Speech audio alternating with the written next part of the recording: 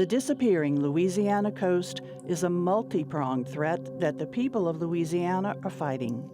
This WYES podcast looks into how the scope of coastal loss was recognized, who began sounding alarms, and then started developing a strategy to save the coast and a way of life.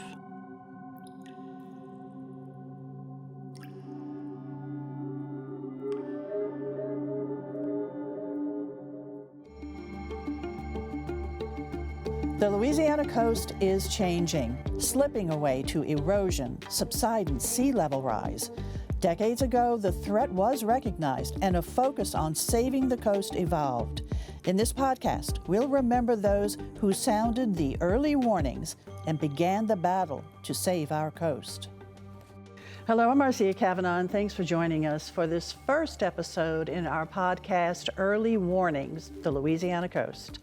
This 6-part podcast will explore the beginnings of the focus on the loss of the coast, taking a look at the people who work to create awareness of the problem and solutions to it. And joining me as co-host and producer for the podcast is Steve Mathies, right here to my left, who is one of the early leaders in coastal restoration. And Steve, really, this was your idea. You said, we need to remember the effort that was made and the people who made it to point out the fact that we're losing our coast. So why did you feel this was so important? Well, I mean, if our listeners kind of look at the world today and you think about the whole world is struggling with this sea level rise, climate change, every coastal community. And I want our listeners to really understand that Louisiana is a global leader when you talk about coastal resiliency. And a major part of that is our coastal restoration program.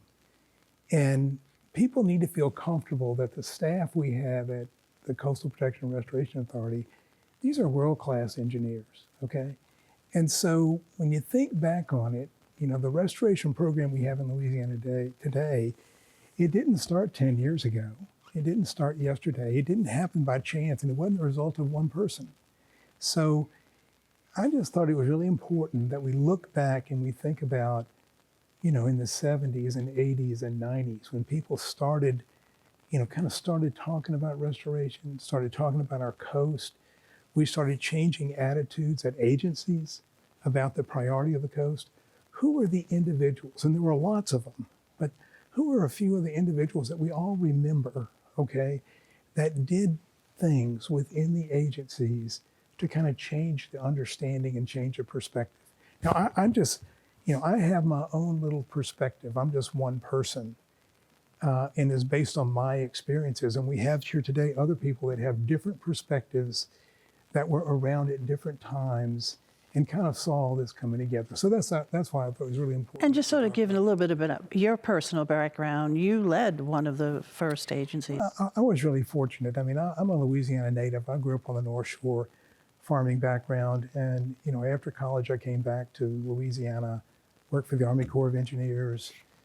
Then I became the first director of the Estuary program. I was fortunate to become a deputy secretary at DNR, worked in the private sector, came back, was the first director of CPRA, and now I'm back in the private sector. So although it sounds like I can't keep a job, I looked at all, and so I've looked at the problem from a number of different perspectives, okay, and I think in my part in the private sector has been really good because I get to talk to people from around the world about, Louisiana and what we did. And I got to tell you, anywhere you travel in the world, people today still want to know about Hurricane Katrina and has the city of New Orleans recovered.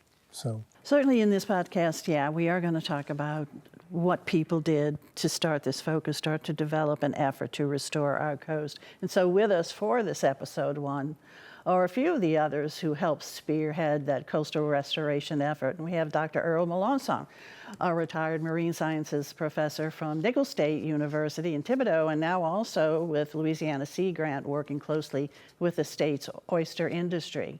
Don Davis, who is an author and retired LSU geography and anthropology professor with over a half century of research related to Louisiana's coast, and now also with Louisiana Sea Grant, the Louisiana Sea Grant Scholar.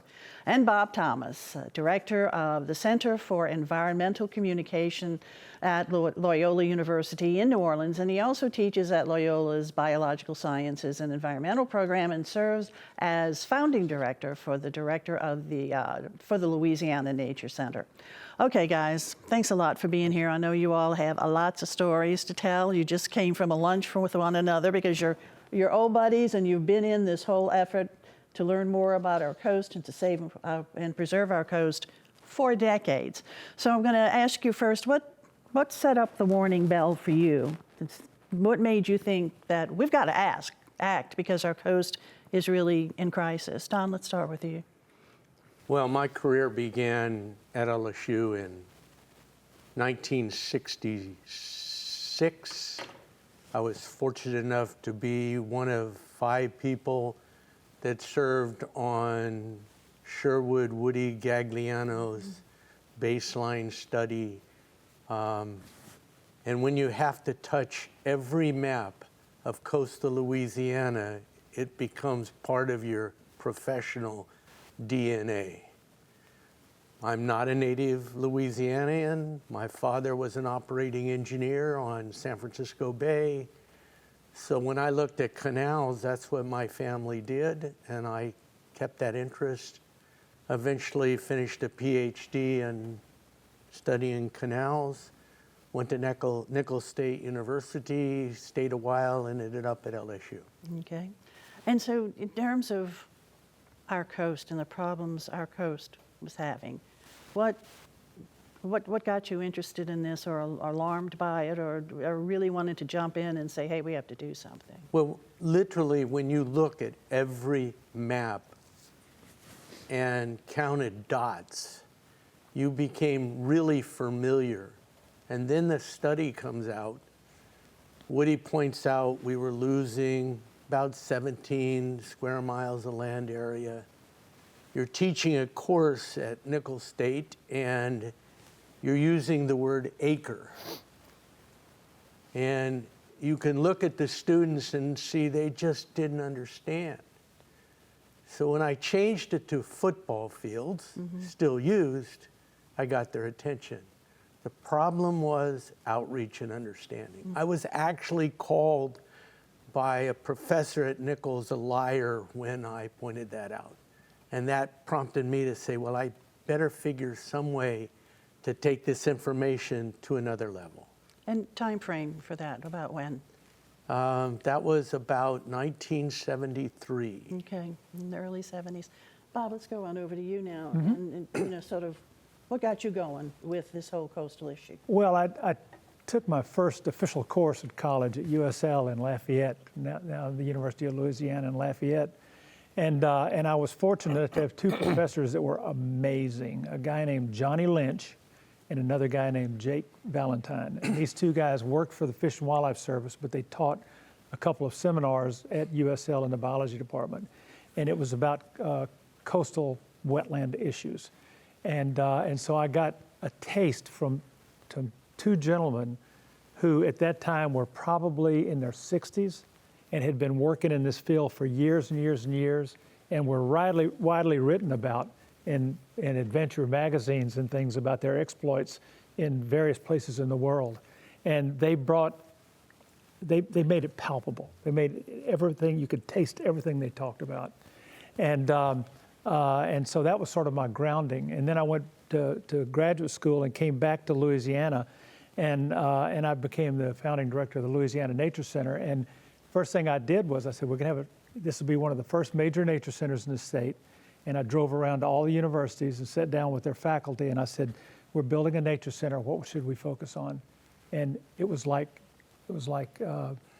being in The Graduate when he said, I want to go to work, and people said, plastics. And they all said coastal wetland loss, because this was 1978. And that was the year the USGS topo maps were updated, and we finally had data on the changes between 56 and 78.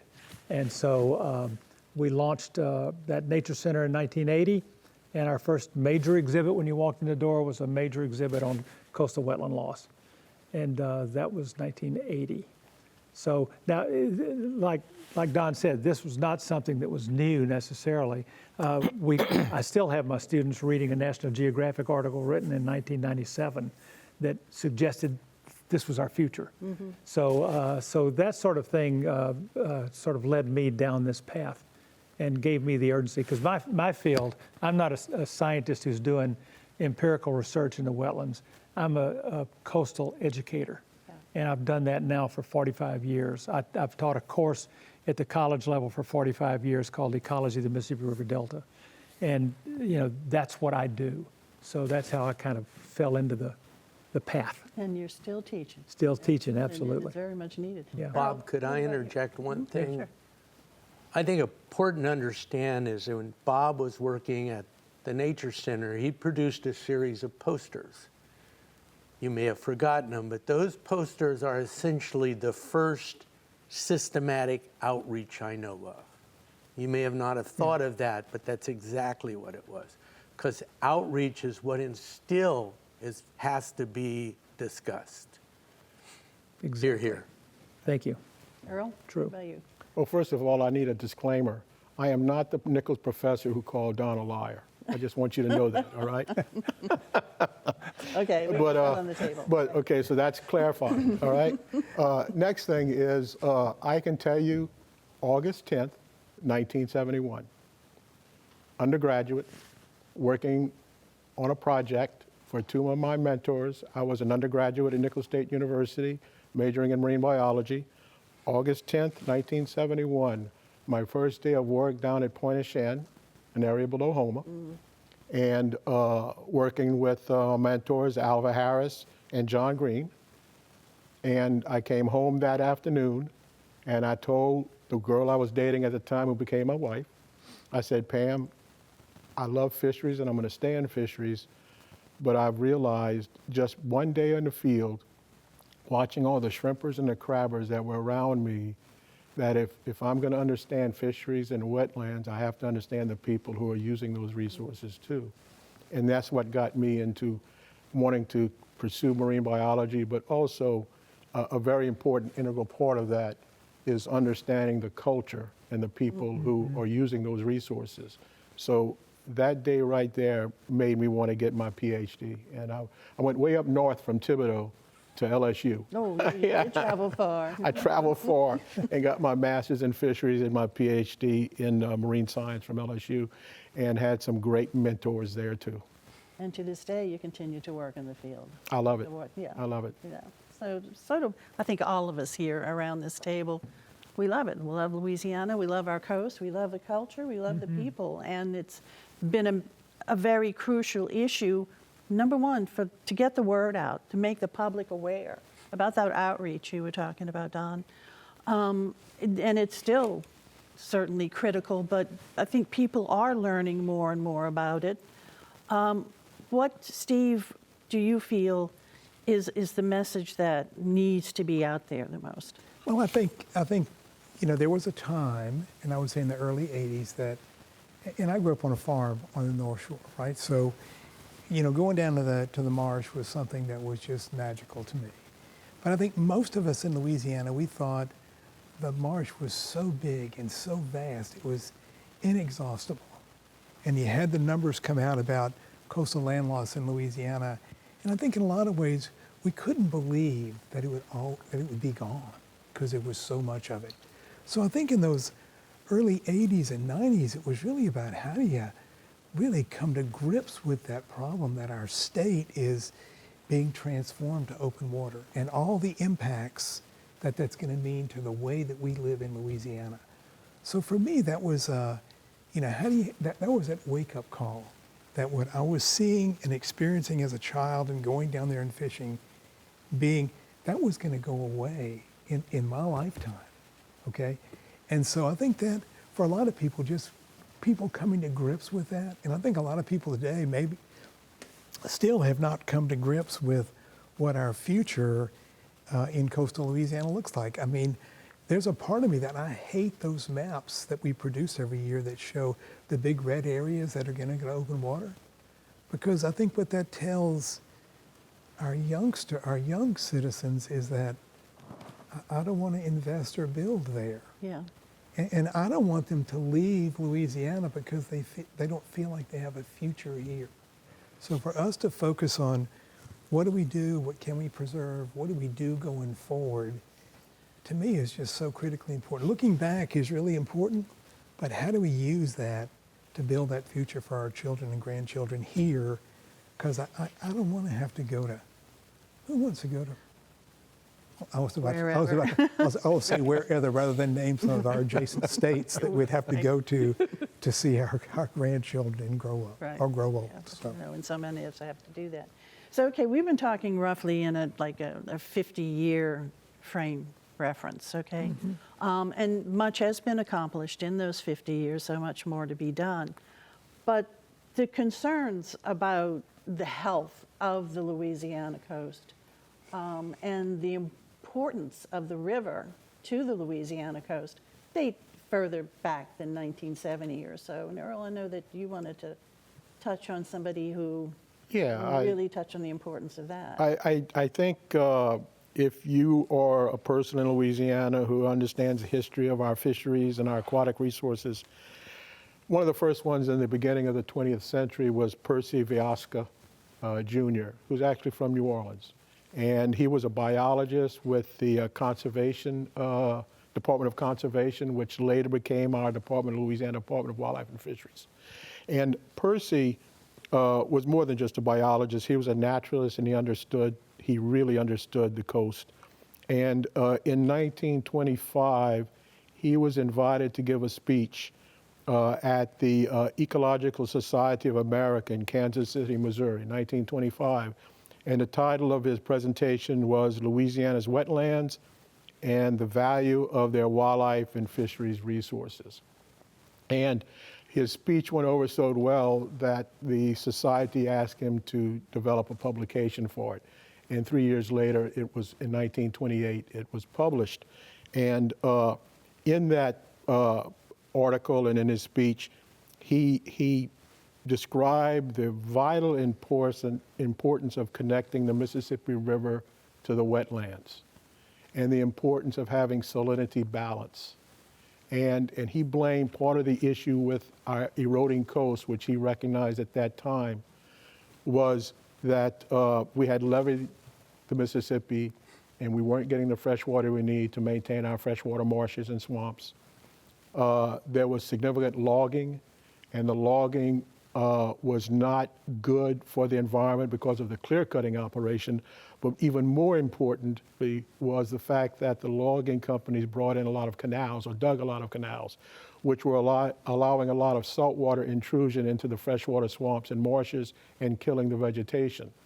But I think if I may go a little further, what really struck me with Percy and his publication and the way he approached things for his entire career, which lasted 40 years with the Louisiana Department of Wildlife and Fisheries, was he spoke in terms of finding that balance between freshwater and saltwater and understanding that there are transitional zones, and we have estuaries and we have swamps. And, you talk to the fellows who are my age, who I started with back in the 70s, and everyone, if you said Percy Viosca, they knew exactly who you were talking about, because it was like he wrote the Bible. You know, something that you guys were talking about also is that really well into the 20th century, we really didn't know what the coast looked like because it was so hard to get down there. And that's something that you pointed out to us, Don. I'd like to go back a little further. If I have to title this, I guess what I'm going to look at is science before the internet, Google, Brave, and grant funding. Indeed, when a non-electric typewriter, notepad, camera, and 19 cents a gallon of gas, and no bridges across the Mississippi is what Fieldwork's about. So this discussion begins with the Louisiana Purchase. And we must keep in mind 1803, and I'll get back to that. 2 years later, L'Enfant's map was noteworthy, and now we're looking at the development of national cartography. We have to understand that what we do depends on the understanding of the landscape, the biophysical landscape, in my case, the human landscape. But regardless the time period, I hope all of us understand that a key element in this discussion will always be property ownership and boundaries. And property ownership and boundaries are the glue that allows us to discuss some of these things. William Darby's Louisiana map gave a quick snapshot for the first time of Louisiana's wetlands. Prior to that, it was not particularly well delineated.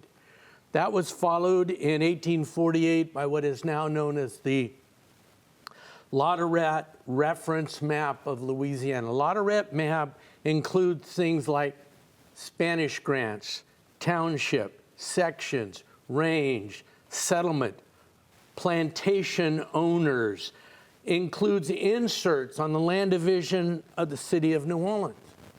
So when we look at this area, the historical maps are literally the glue, but these are federal studies. When you do human studies, you need newspapers, diaries. You have to have popular literature, Cable's book, The Creole of Louisiana. You don't have a registry of this material. So you're trying to build an understanding from 1803 to 1850. And one of the individuals, Catherine Cole, who, that's a nom de plume, it's Martha Fields. Yeah, one of the first female journalists in New Orleans, was getting in a boat and traveling and writing these wonderful accounts. Again, we don't want to marginalize the citizens over the sediments. And there was the information that was absolutely critical. The baseline number between 1803 and 1901 is 1901. Why? Haywood Brothers oil well number 1, Jennings, Louisiana. The whole understanding of the state changed. We moved to Caddo Lake first.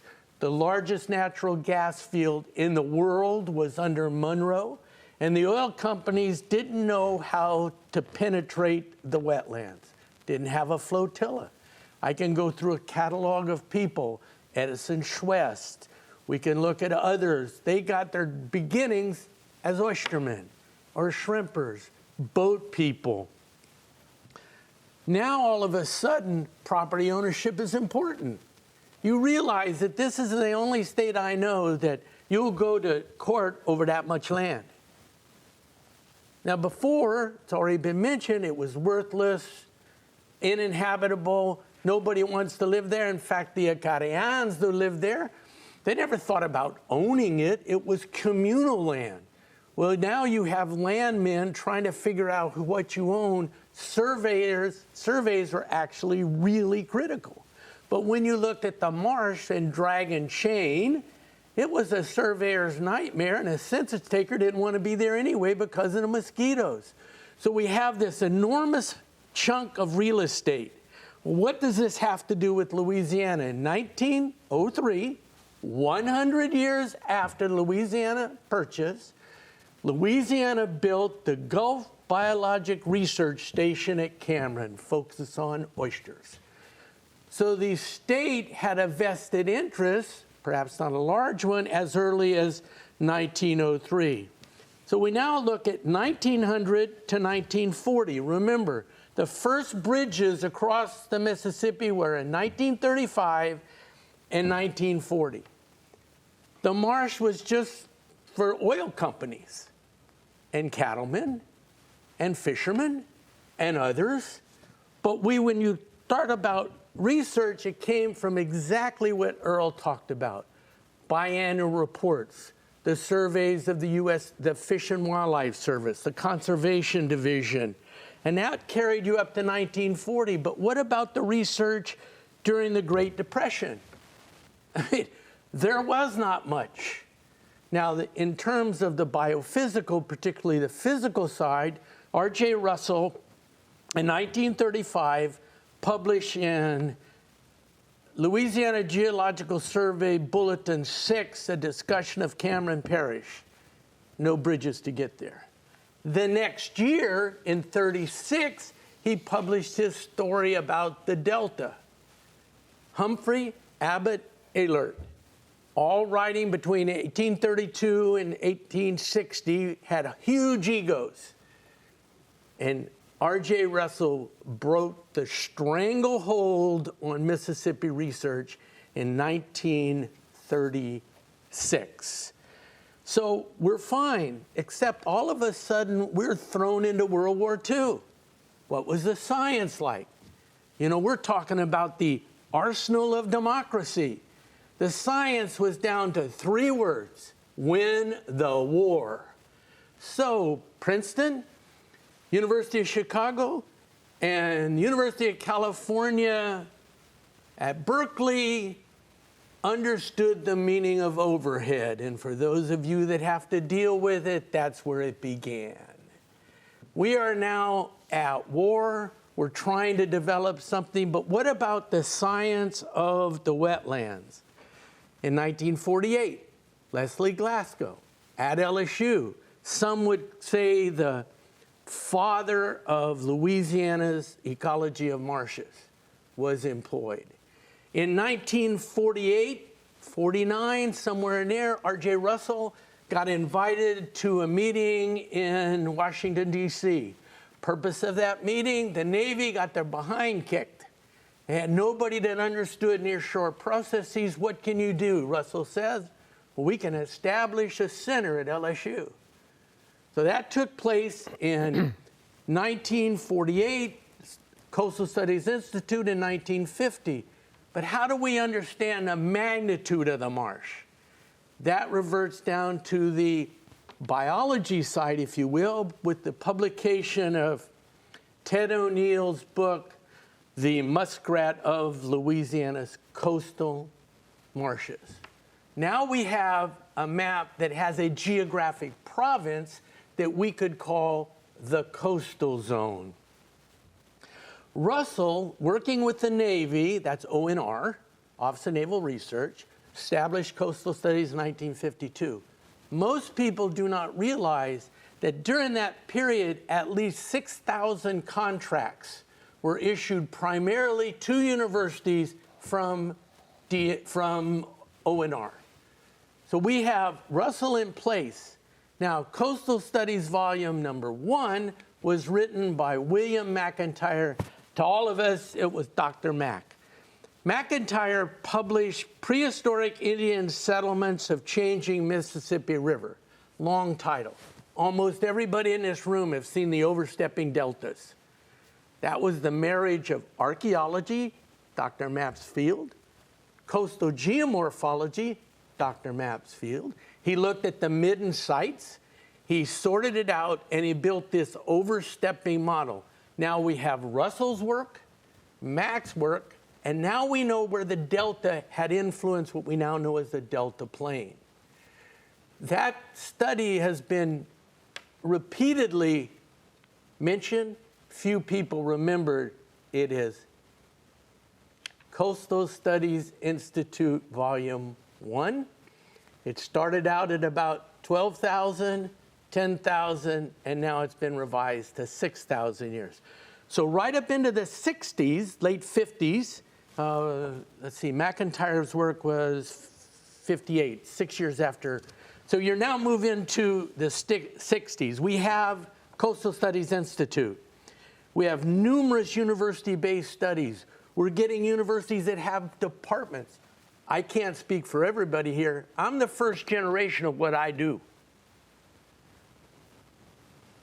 First generation, and I'm not telling you my age. But what we then have, we have to remember from 60 to 70 numerous studies. 1970, though, is a benchmark year. That's when Sherwood, Woody, Gagliano led a team to document the the extent of wetland loss. That team was made up of Sherwood Gagliano, Hans Van Beek, Elawati, and I don't remember his first name, Philip Light, Bo Blackman, and Don Davis. And we worked looking at something that we were asked to do because President Johnson wanted to know what would happen if we diverted the Mississippi to Texas. And we discovered that that would not be a wise decision because we were losing land. He republished that in 1972, but most of what we do is based on not only our own passions, but law. The important one was Coastal Management Act, 1972. We now have the stepping stones in place. There was Dr. McIntyre, wrote a piece called A Rationale for Determining Louisiana's Coastal Zone. And where Earl and all of us would look, Dr. Mack looked at every kind of biophysical thing because we don't know the boundaries of the coastal zone. He came up with a great product. I looked at it, it's been quoted 5 times. But that's the basis. That led to public meetings. People like Ted Falgout, Wendell Curall, Paul Carell, Alan Mathern, Jerome Zerang had to go into the communities and explain what this was. Now, remember, land. You're going to tell me how to manage my land. Those meetings were not fun. It was tough. That's followed in 1878 by the Louisiana Coastal Management Act. About 1979, I initiated a course at Nicholls called Coastal Zone Management. There was no textbook. People came and lectured, and they're going to talk today about some people that went through that course. We understood it was important, but maps were the keys of moving forward. So now we get into GIS. We get into satellite imagery. We get into developing overlays. We get into highly sophisticated maps that we can update. People like Bo Blackman, DeWitt Bro, Larry Hanley, Jimmy Johnson. They were starting this whole on. Now we're getting better at looking at the maps themselves. Sandwiched into this was an important part done by Terrebonne Parish. Terrebonne taxed.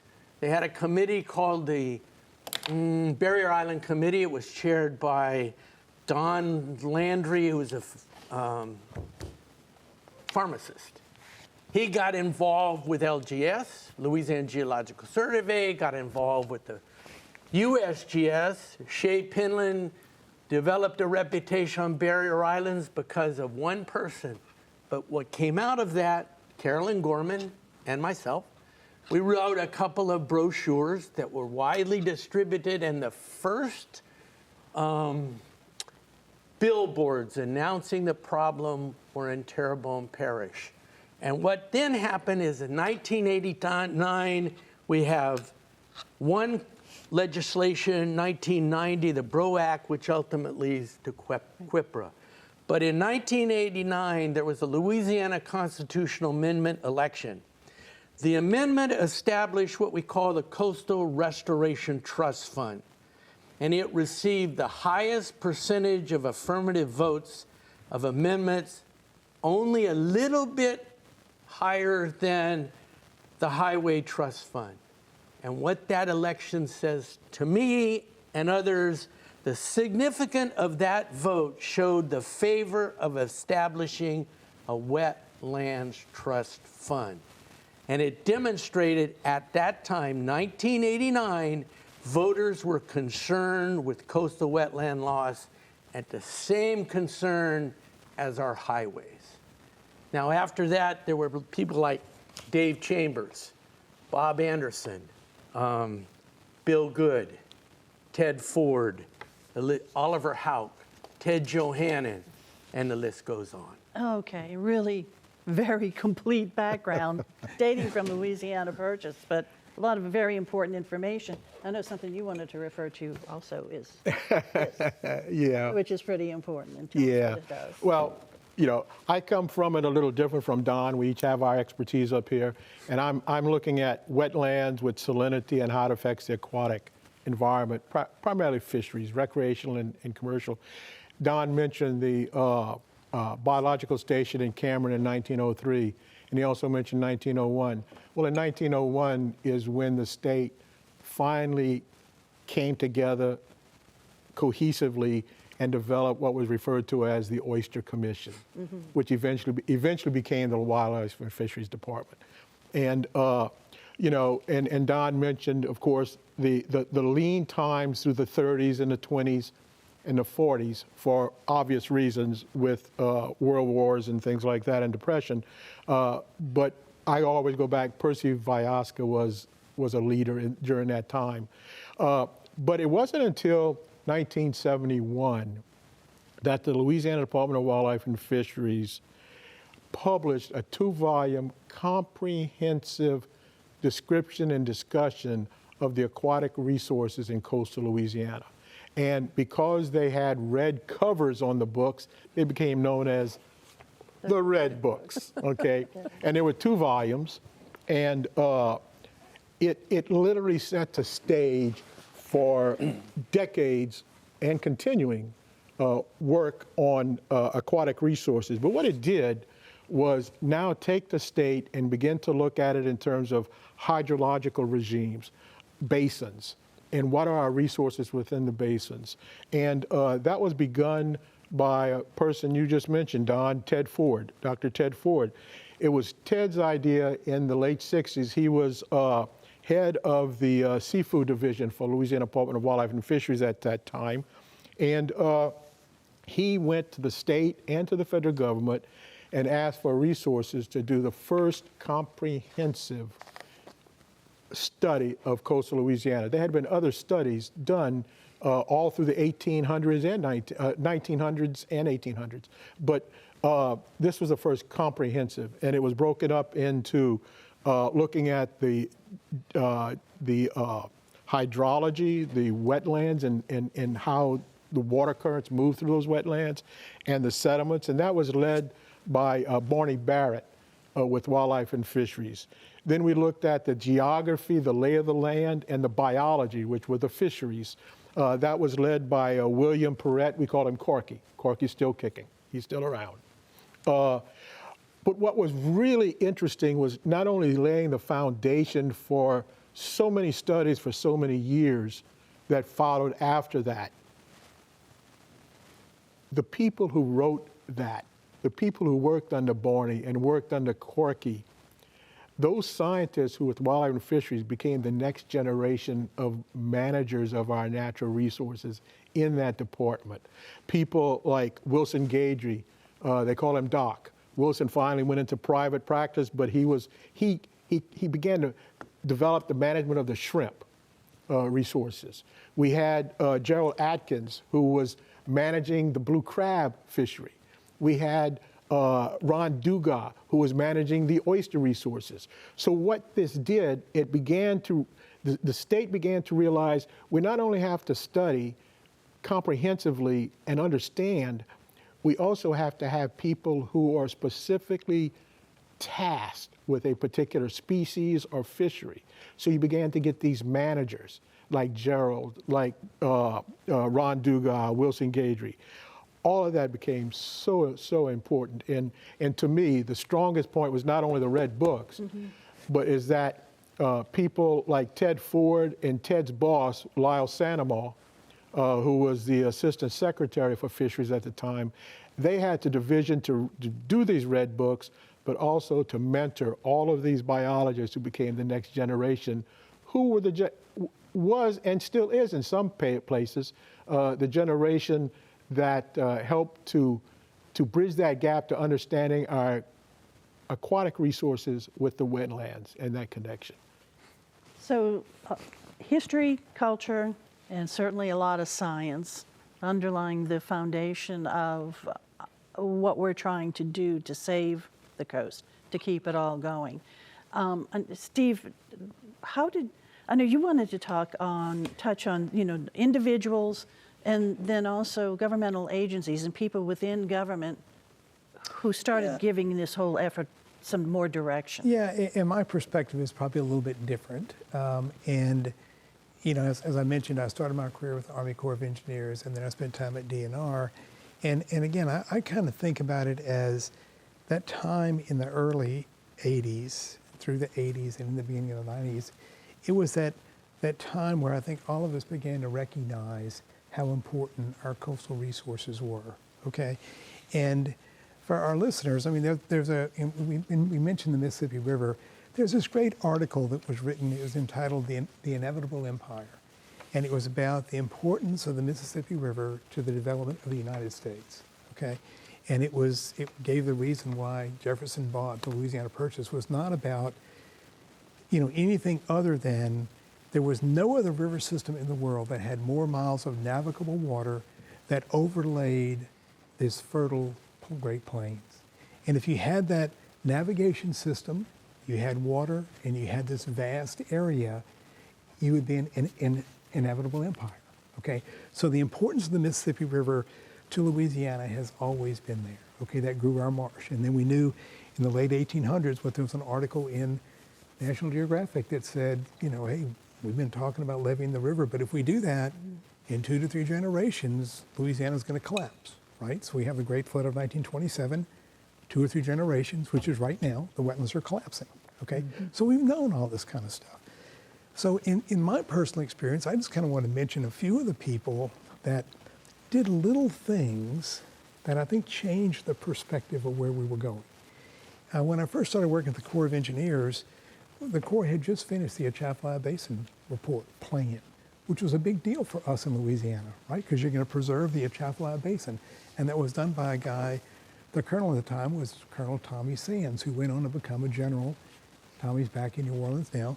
But again, he was able to kind of start that discussion within the Corps of Engineers, that there's something bigger than navigation and flood control.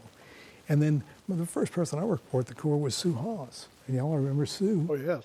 Sue she worked on the Atchafalaya Basin Plan, and she sort of became that conscience of the Corps in that when Sue was in meetings with the Corps and you talked about natural resources, she was always going to be a really strong advocate for preserving our natural resources.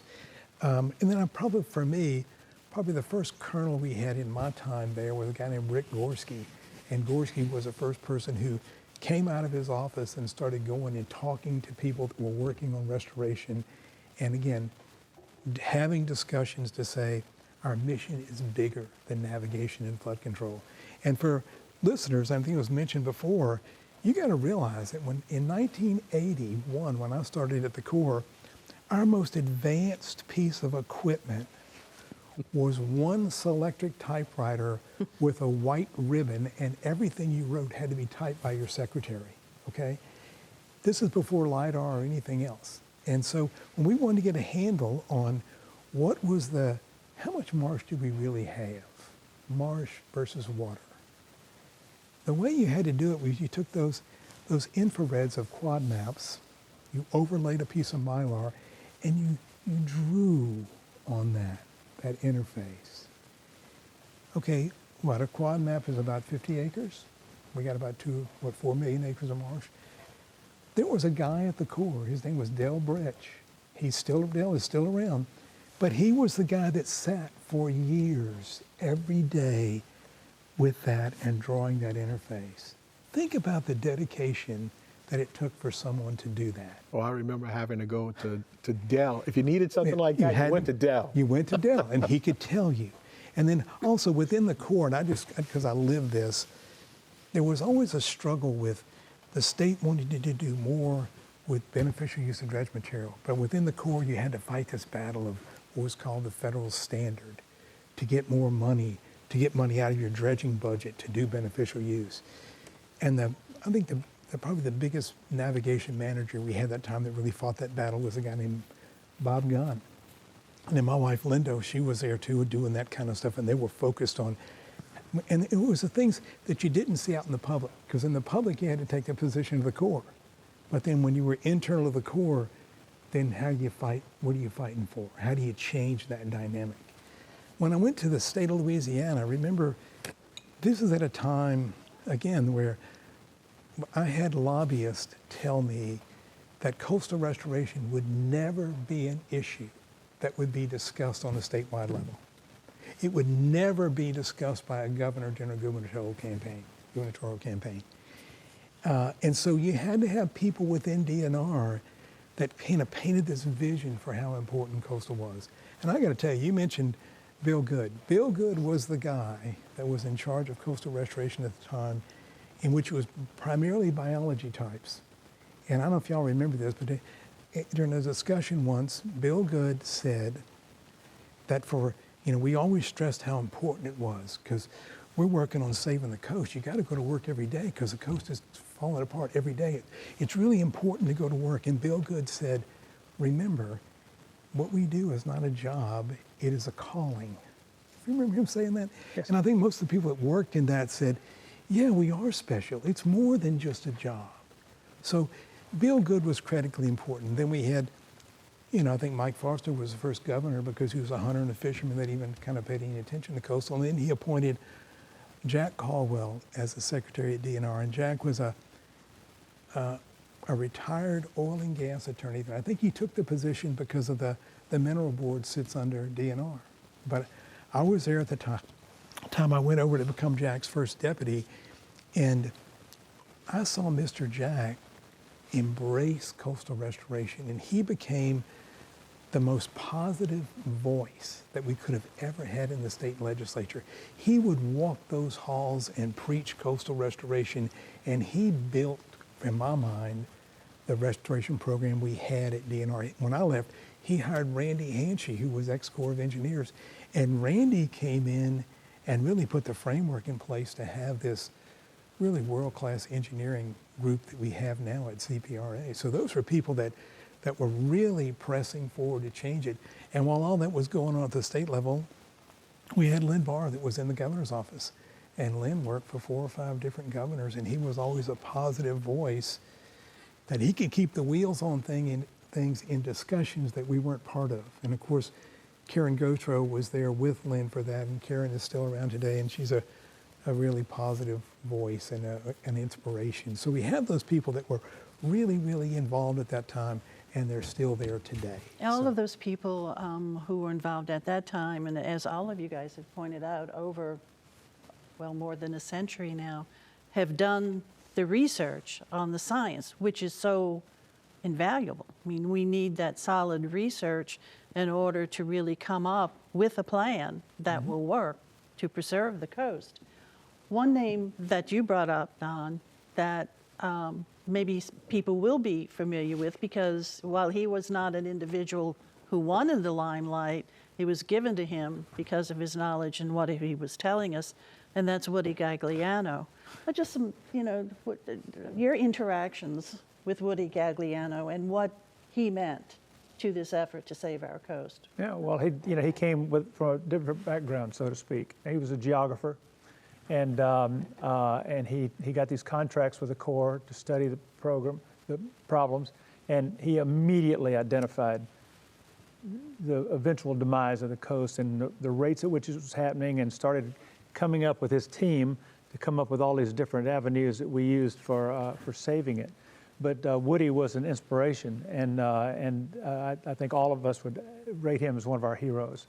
And he literally is the person, if you wanted to build a statue, it should be Woody.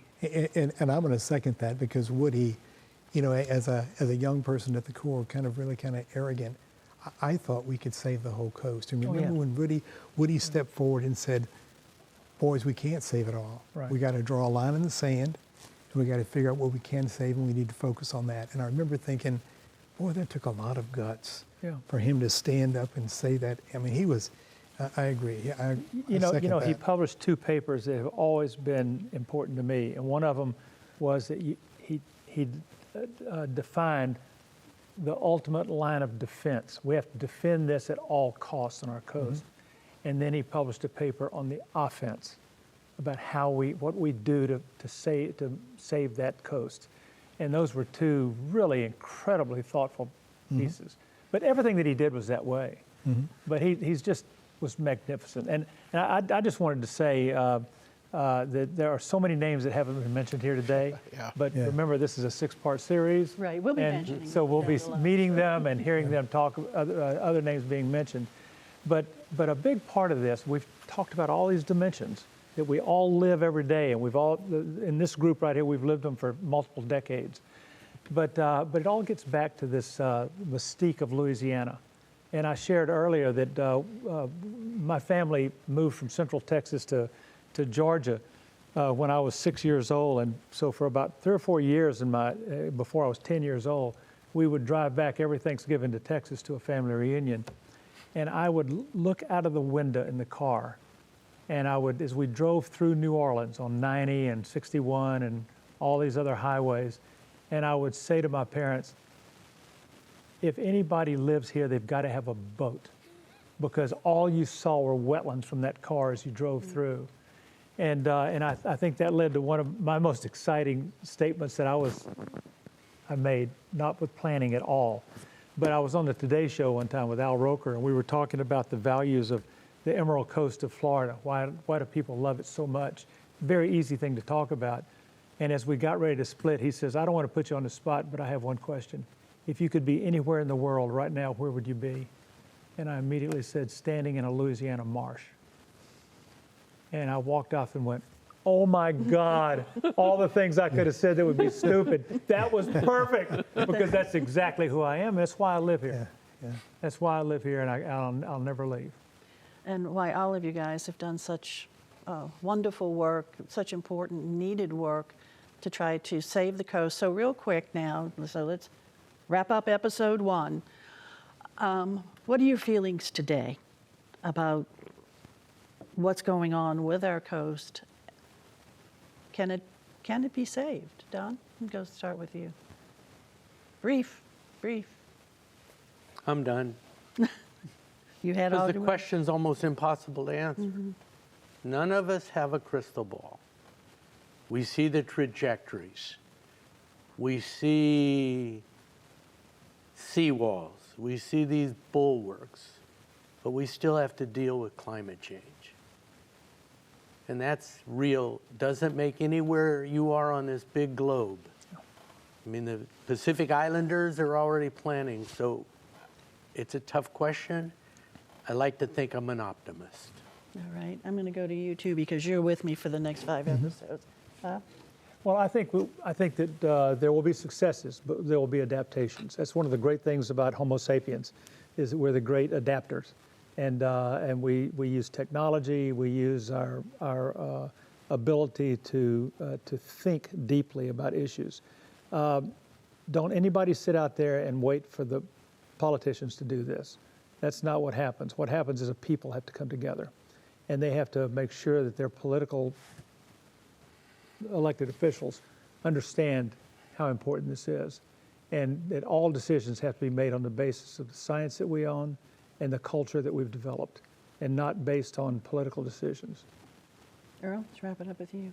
I'm going to say, I'm an optimist, that there are, as Bob said, the ability to adapt and to find certain areas that we will save and try to save.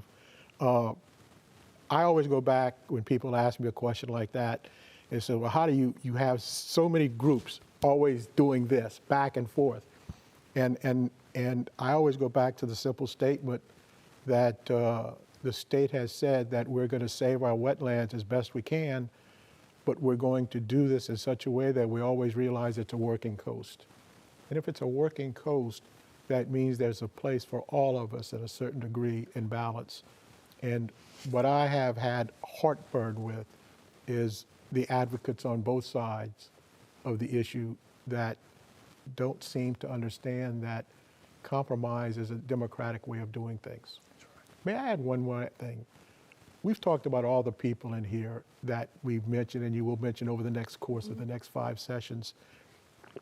I don't want to leave this session without also saying that there are so many people behind the scenes. People don't understand that for every data point that you see, there are people who have spent hours and days in the rain and the mosquitoes that you'll never know their name, but they are the backbone for giving us the information we need to be able to move forward. So I sit here knowing, and I think I can speak for all four of us here, we know that we're sitting here because of all those people who helped us to be here, and we just don't have time to name them. And if we did, it would take hours for us to name all the people who are working behind the scenes that you will never know, but we've had the fortune to know ourselves. And we thank him for it. I do. And I thank you guys. And Steve, you and I are going to be continuing this conversation over these next episodes, and certainly, remembering other folks who contributed to the start of this effort.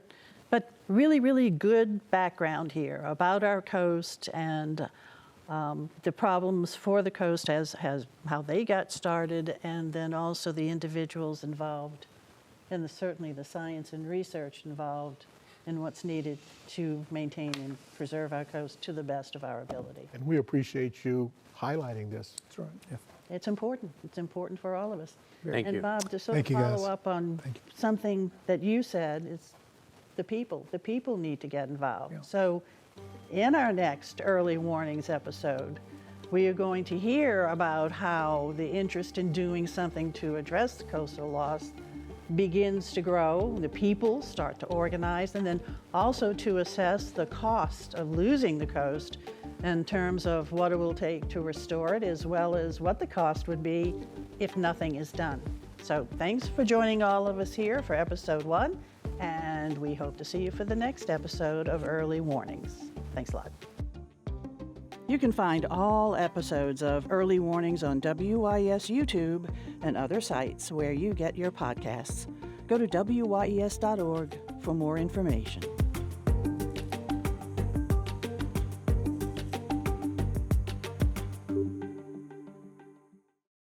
All of the views and opinions expressed by the participants in this program are solely their current opinion and do not reflect those of WYES or its affiliated associations.